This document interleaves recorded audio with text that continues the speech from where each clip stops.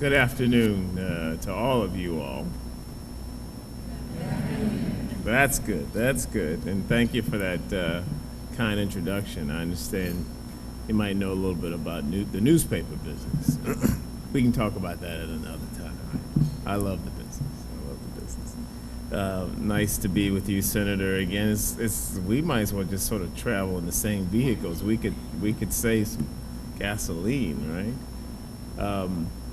I am delighted to be back in Danville, on my way to Martinsville after this for a nice announcement there. And I want to say thank you to all the businesses who are here, and I'll tell you a little bit about that. But our businesses are among the most important assets that we have in the state, and they are really, really on a roll, and we want to keep them that way. And there are some things that we need to do, and I'm happy to be with you here today. If you look at Virginia today, we announced very recently a snapshot of the economy that's worth reflecting on. We announced that in April, Virginia's unemployment rate stood at 4.8%. That 4.8% unemployment rate is by far the lowest unemployment rate in the Southeast. And so when we are comparing ourselves with states that are both friends and competitors for us for jobs, Alabama, both of the Carolinas, Kentucky, Tennessee, Florida. When it comes to employment, Virginia has been the leader, remains the leader, and the latest data has us quite substantially ahead of those states in a big way on the unemployment front.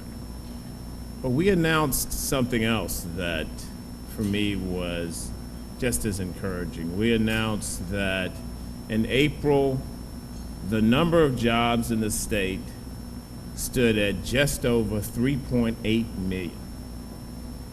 Now, we need to definitely pause and reflect on that number a bit. That 3.8 million figure is the highest number of jobs in the history of the state.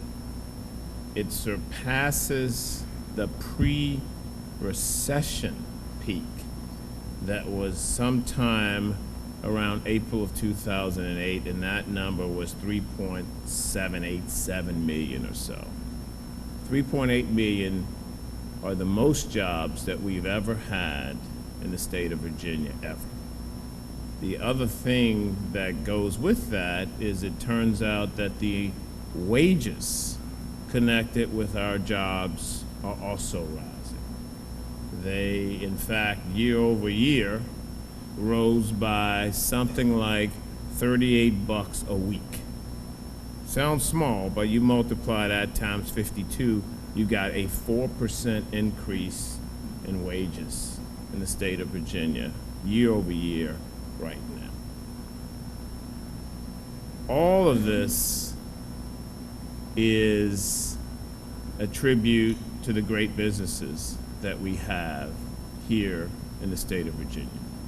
Our businesses, with all the challenges that we have, and we have challenges still, bouncing out of a recession in this part of the state, in the midst of transforming from an economy largely based on textiles and agriculture, tobacco, to an economy that's much more diverse. In the rest of the state, we've got the defense industry in particular as by far the biggest contributor to the number of jobs that we have, and trying to diversify from that. In the western part of the state, you've got the prominence of coal and what's happening with the markets for coal, facing both regulation that is much tougher than they have faced in the past, and facing a natural gas competitor that is fierce in terms of eating at market share, the eastern part of the state and what's happening with both defense and maritime. Challenges all over. But in the midst of all those challenges, our unemployment rate is falling, the number of people working is growing, and the money that they're bringing home every week is growing. For that, I want to say thank you to our businesses, and I want to pause with you as we thank them.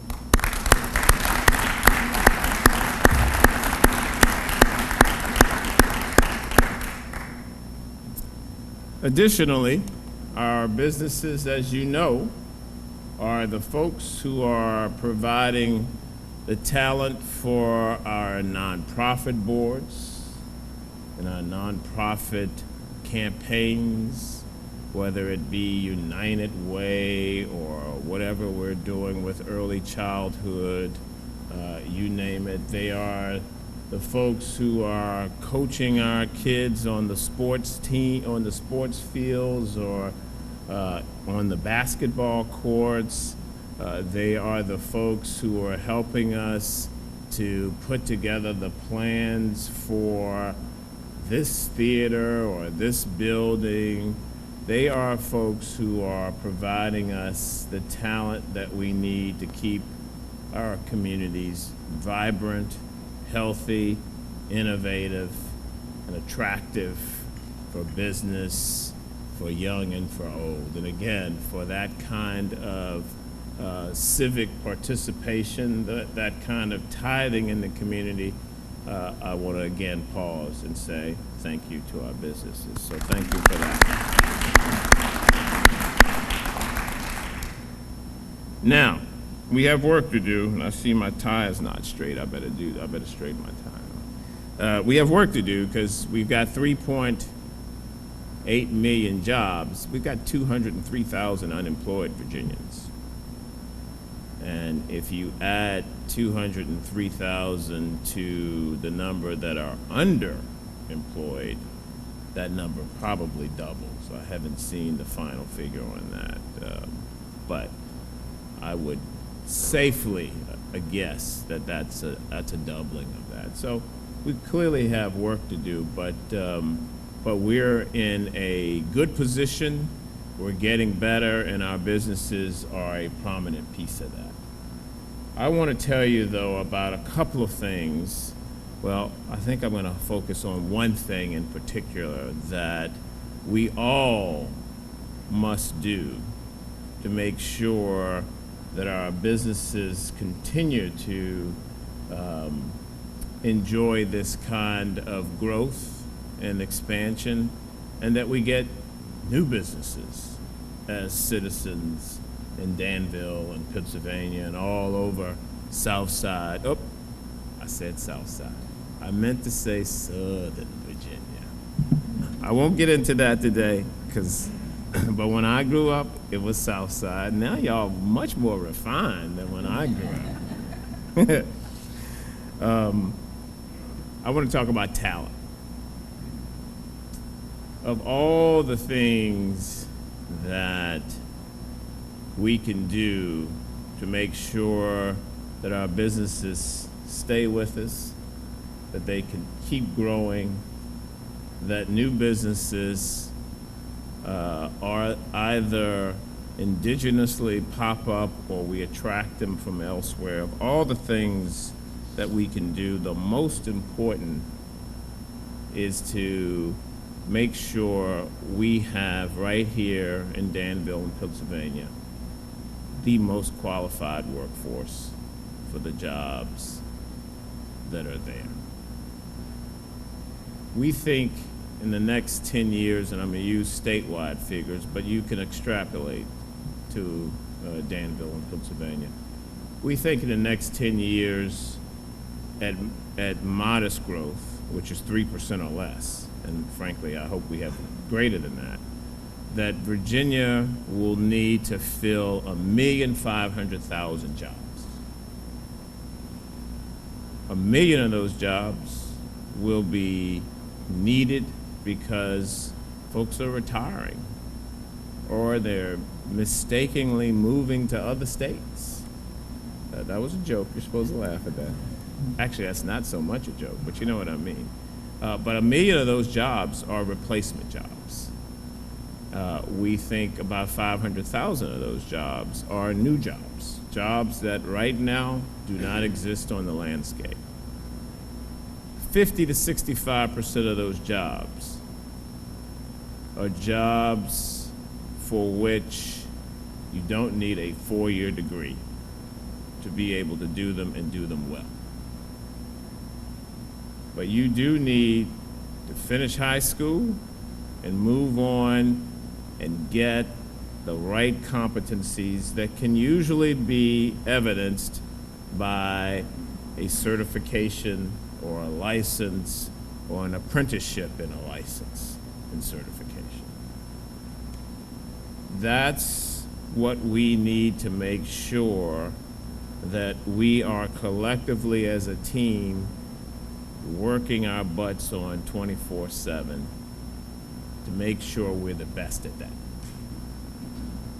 We need more folks who have American Welding Society certifications.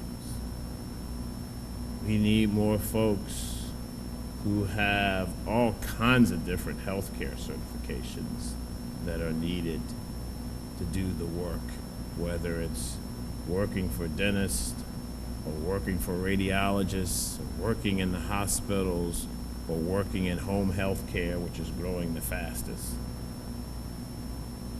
We need folks who have various manufacturing certifications and licenses to show that they have the competencies to work in our advanced manufacturing facilities, a focus of this area and others. We need electricians. Boy, do we need electricians. I had an electrician to come to my house the other day. He spent 5 hours. Gave me a bill for $3,000 at the end of it. I looked at him, I said, wow. I said, that, I don't pay my lawyer that kind of wage. He looked back at me and he said, I know. He said, that's why I gave up my law practice. All of that is true except for that last piece, but you know what I mean. Electricians, welders, good paying jobs that can catapult people into the middle class and beyond, that businesses need, that consumers need, that small and large enterprises need. We've got to have enough of them in this community to help our businesses expand or to attract our businesses. And so if there's one thing that I can think of that we need to do and to be really great at, second to none, it's this. It's preparing our talent very quickly for jobs that are there and that will be there. I want to make sure I don't give you the wrong impression. I'm not suggesting that people should not go on to college and get a bachelor's, a master's, or doctorate. That's not my suggestion. What I am suggesting is that's not the only route. What I am suggesting is we need to be as vigorous, we need to be as bullish, we need to be counseling our young people as aggressively about other paths to the American dream as we do about that one. And we have not been balanced in that regard. In fact, we have been making people feel like if they don't get that BA degree, somehow they're less worthy than others who do have it. That's nonsense. Nonsense for the individual, nonsense for our employers, nonsense for our economy. We need a healthy dose of folks with all kinds of credentials. Indeed, we need more with the credentials that I'm talking about now than we do chumps like me with a BA in political science, which, by the way, will not pay me $70,000 as a welder can get. So I'm thinking about going back and get my welding certification. Point is, this really is the most important piece of the business growth puzzle. Don't believe me, but I ask the businesses. But every piece of feedback I've received is, yep, I was in Roanoke 3-4 days ago, talking to the largest private employer there. I said, what do I need to do to make sure you don't go anywhere? He said, help me fill 30 IT jobs. I was in Suffolk not too long ago, asking the president of Unilever what we need to do to get their multi-billion-dollar investments that they're going to make in the U.S. in the next 3 to 5 years. The guy very quickly said, prove to me you have the talent I need to get my products to market. It's all about talent in the end. And you can have everything else, lots of money, lots of other infrastructure, all of which is important, none of which makes up for not having the talent. So as we congratulate our businesses here today for what they're doing, jobs, wages, growth, let's also pause and take this invitation that all of us need to take to make sure that we are producing the talent for our businesses to see this as the most attractive place to be. We can do it. We've got the assets to do it. Wonderful places like the place in which we're dining now, your community colleges, your high schools, your WIBs. I was just at the Workforce Center. We've got the assets. The businesses themselves, the issue is will we prioritize this opportunity? If we do not, we risk not experiencing the growth for us and for our children and grandchildren that's there. So thank you for all that you do. Thank you for the teamwork that you display. I always love being in Southside or Southern Virginia, whichever one you call it. This is home. And I believe to the core of my being that this home still has an incredibly promising future. Incredibly.